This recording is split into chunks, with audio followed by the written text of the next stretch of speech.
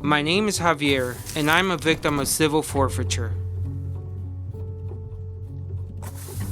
Nationwide, law enforcement agencies use civil forfeiture to seize and keep people's cash and other property, in most cases with no criminal charges or convictions necessary.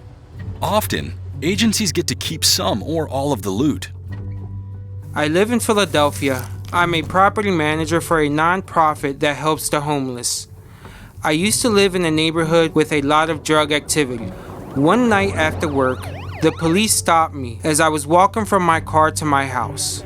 The Institute for Justice surveyed Philadelphia forfeiture claims and found that forfeitures clustered in minority and low-income neighborhoods like Javier's. His zip code was home to just 4% of the city's population, but accounted for nearly a third of all cash forfeitures. They took me inside and sat me on the sofa next to my son's mother. They showed me the warrant to search my home. My son's mother told me they kept asking who my supplier was. She didn't know what they were talking about. They found money in both our nightstands. They told her they would give hers back if she told them what they wanted to know. They reported the money from my nightstand, which was about $7,000.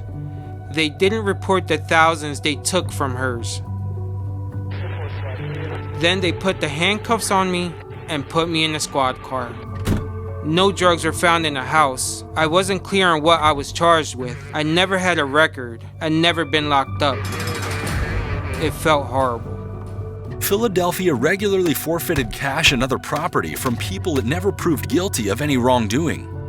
Only about 1 in 4 respondents was convicted of a crime, yet 69% lost property forever.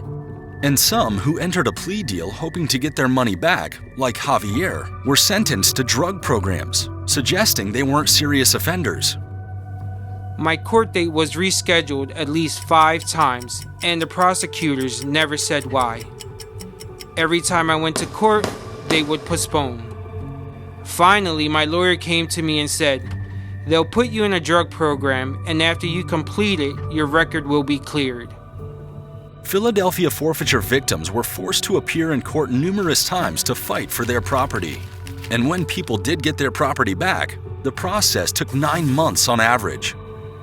The city sent me a letter about how to claim my money, and I responded, but I never heard anything back. I lost over 10 grand, plus legal fees and fees for drug testing.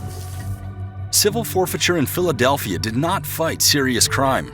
And the civil forfeiture laws of most states and the federal government are very similar to the Pennsylvania laws that enabled Philadelphia's abuses. IJ sued to dismantle Philadelphia's abusive program. But to protect people across the country from losing property unjustly, states and the federal government must end civil forfeiture and the financial incentives that fuel it. I'm telling you my story so no one else has to go through what I went through.